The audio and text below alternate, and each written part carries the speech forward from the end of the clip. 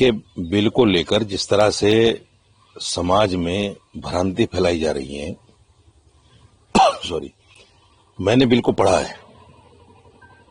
उसमें ऐसा कुछ भी नहीं है कि भाई मुसलमानों की मस्जिदें या मदरसे या कोई और चीज उन पे कोई आंच आएगी। उसमें बिल्कुल भी कुछ ऐसा नहीं है, मैंने खुद पढ़ा है उसको। ये वो लोग हैं जो वक्फ की जमीनों पर नाजायज कब्जा करे बैठे हैं।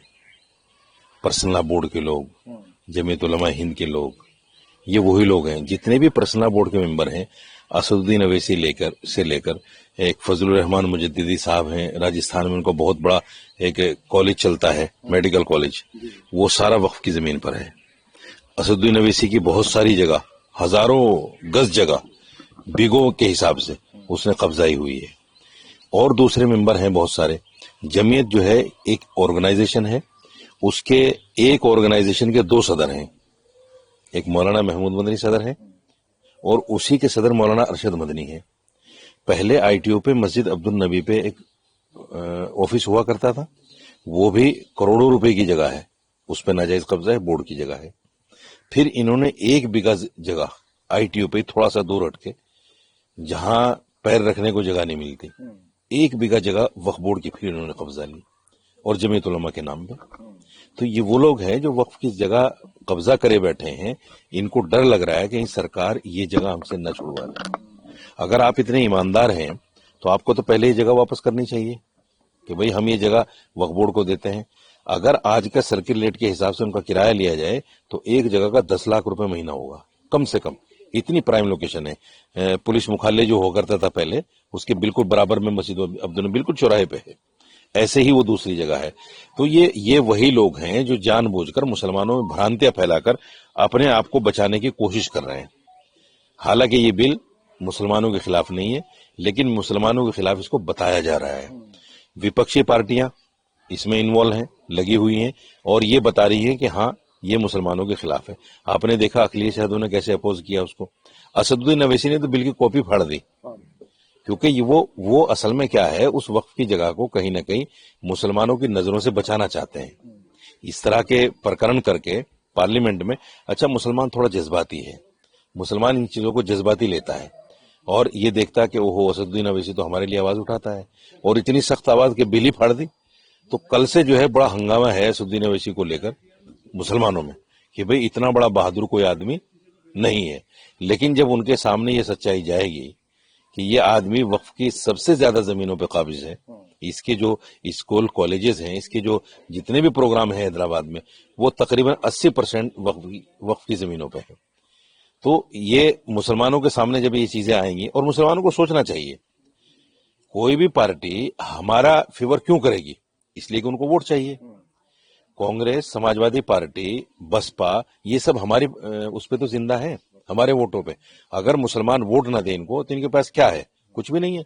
37 सीटें जो समाजवादी पार्टी की आई हैं वो सब मुसलमानों के दल पे आई हैं। और ये समझिएगा कि यादव ने खुद उनको वोट नहीं दिया, यादव ने वोट नहीं किया यूपी में, मुसलमानों ने भर भर के किया है।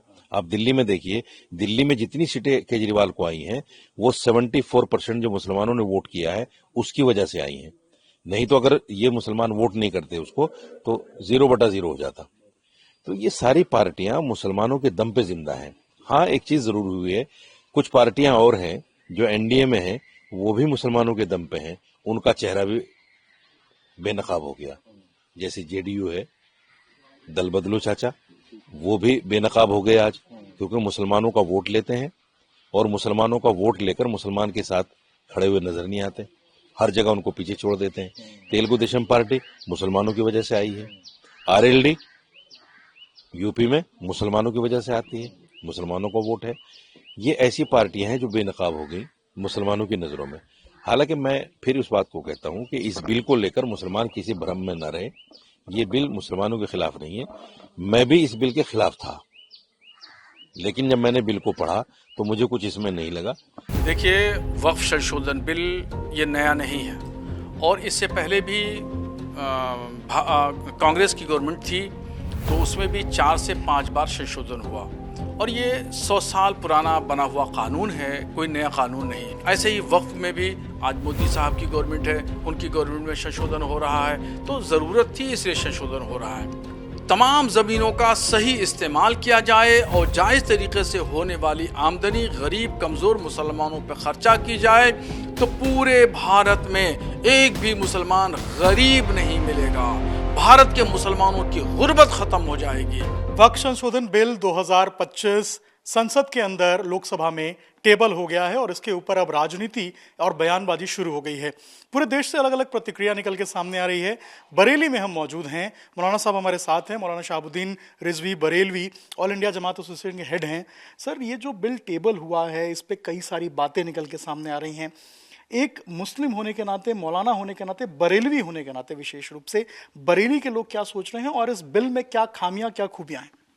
देखिए, वक्फ संशोधन बिल ये नया नहीं है और इससे पहले भी कांग्रेस की गवर्नमेंट थी तो उसमें भी 4 से 5 बार संशोधन हुआ और ये 100 साल पुराना बना हुआ कानून है, कोई नया कानून नहीं है। मगर ज़माने और हालात के तकाज़े होते हैं और ज़माने की ज़रूरतें होती हैं, उसके तहत तरमीम और तब्दील संशोधन होता रहता है। ऐसे संविधान में भी 100 बार संशोधन हो चुका है ज़रूरतों के हिसाब से। ऐसे ही वक्फ में भी आज मोदी साहब की गवर्नमेंट है, उनकी गवर्नमेंट में संशोधन हो रहा है, तो ज़रूरत थी इसलिए संशोधन हो रहा है। और ज़रूरत क्या थी?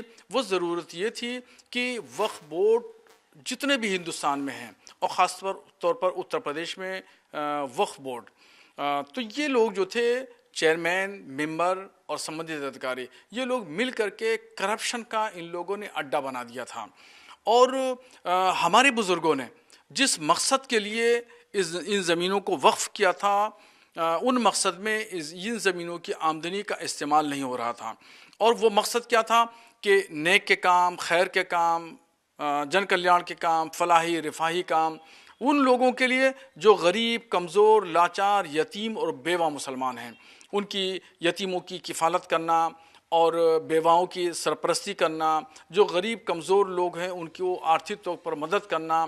तो ये सब न हो करके भू माफियाओं से मिल करके वक्फ बोर्ड के चेयरमैन, मेंबरान, संबंधित अधिकारी ये सब ज़मीनों को खुर्द-बुर्द कर रहे थे, बेच रहे थे और लाखों रुपया वो अपनी पॉकेटों में रख रहे थे और मकसद से बिल्कुल एकदम भटक गए थे। तो अब ये संशोधन बिल आ रहा है तो इससे अब वाकिफ़ की मंशा के मुताबिक ये जो है वो काम होगा, गरीब, कमज़ोर, लाचार मुसलमानों की मदद होगी।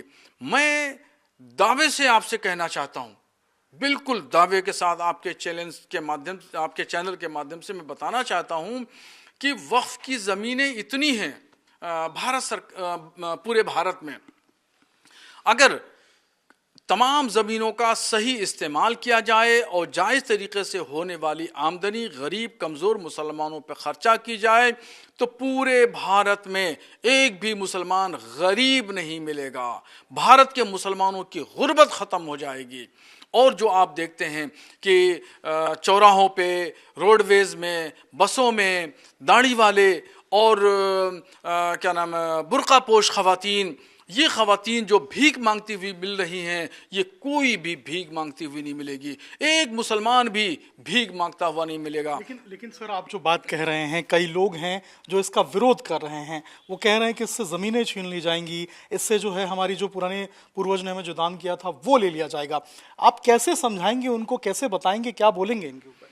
देखिए, ये जो गलतफहमी है, ये गलतफहमी पैदा की all India Muslim press law board ने और MIM के अध्यक्ष असदुद्दीन ओवैसी साहब ने। इन दो लोगों ने सबसे कलीदी किरदार अदा किया मुसलमानों के दिलो दिमाग में गलतफहमी पैदा करने के लिए। इन्होंने मुसलमानों को डर दिखाया और भय दिखाया और अभी भी आज के दिन भी पार्लियामेंट में तकरीर कर रहे हैं तो भी वो डर दिखा रहे हैं, भय दिखा रहे हैं कि गवर्नमेंट ज़मीन छीन लेगी, ये कर लेगा, वो कर लेगा और ये मस्जिदें महफूज नहीं है, मस्जिदों को ख़तरा है। जबकि मैं दावे से कह रहा हूँ, इस बिल में कहीं भी कोई ऐसी इबारत नहीं है, अंडरलाइन भी नहीं है, कोई बैन सुतूर भी कोई ऐसी इबारत नहीं है जिससे कोई मस्जिद को ख़तरा हो, मज़ार को ख़तरा हो, दरगाह को ख़तरा हो, ईदगाह को ख़तरा हो, कब्रिस्तान को ख़तरा हो।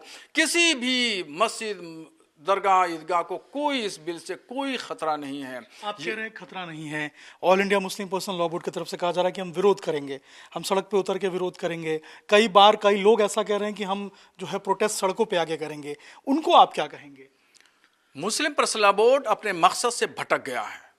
मुस्लिम पर्सनल लॉ बोर्ड तमाम पॉलिटिकल पार्टियों का आलाएकार बन गया है। मुस्लिम पर्सनल लॉ बोर्ड को सियासी लोगों ने हाईजैक कर लिया है और यही हाईजैक करने का नतीजा है कि आपने देखा कि रमज़ान शरीफ का महीना खुदा की इबादत के लिए महीना होता है, उस इबादत के दिन को भी इन्होंने धरने प्रदर्शन में लगा दिए। मुसलमानों को कुरान पढ़ने नहीं दिया, नमाज रोज़ा पढ़ने नहीं दिए, पाबंदी नहीं करने दी, तक़वा और तहारत को छीन करके जंतर मंतर पर ले आके बिठा दिया। फिर ऐसे ही मुस्लिम पर्सनल लॉ बोर्ड के लोगों ने पटना में और विजयवाड़ा में भी जा करके वहाँ पर इबादत के दिन धरना प्रदर्शन कराया। धरना प्रदर्शन आप खूब करिए, संवैधानिक अधिकार है, हर एक शख्स का अधिकार है, मगर इबादत की दिनों को तो छोड़ दीजिए।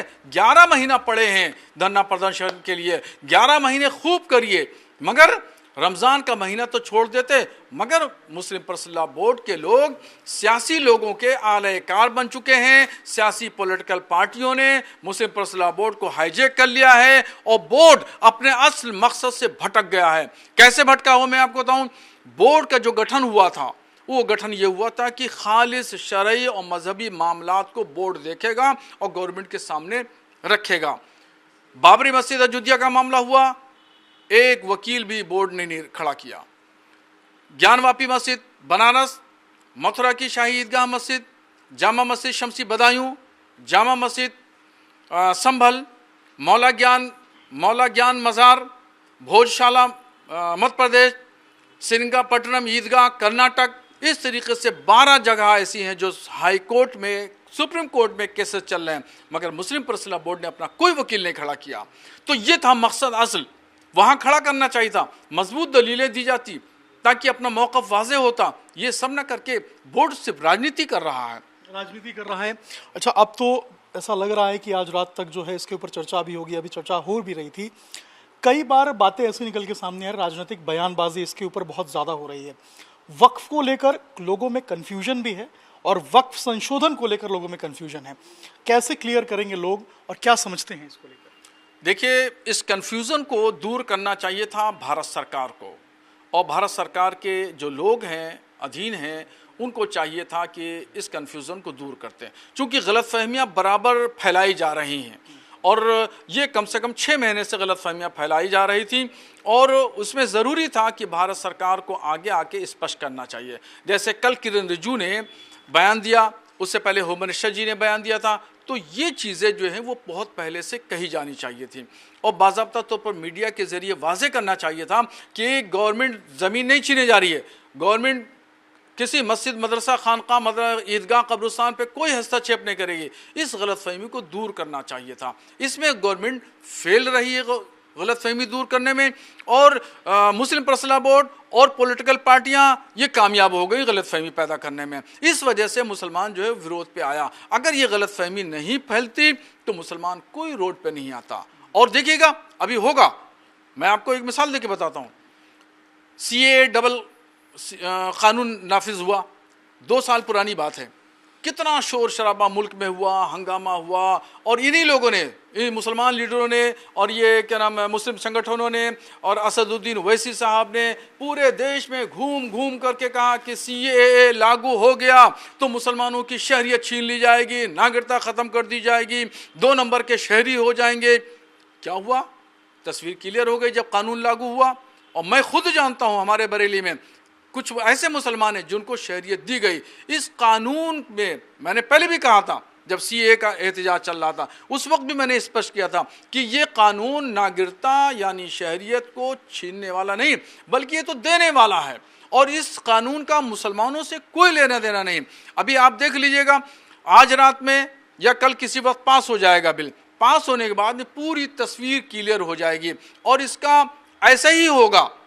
जो लोग पहले शोर मचा रहे थे कि CAA आएगा तो मुसलमानों की शरीयत छीन ली जाएगी, अब खामोश बैठ गए, मुंह पे ताला लगा लिया, कान में रुई ठूंस ली इन लोगों ने जो मुसलमानों को डरा रहे थे। अभी फिर देखिएगा वक्फ संशोधन बिल आने के बाद यही लोग सब शांत नजर आएंगे, मुंह पे पट्टी लगी होगी, कान में रुई लगी होगी। बिल्कुल।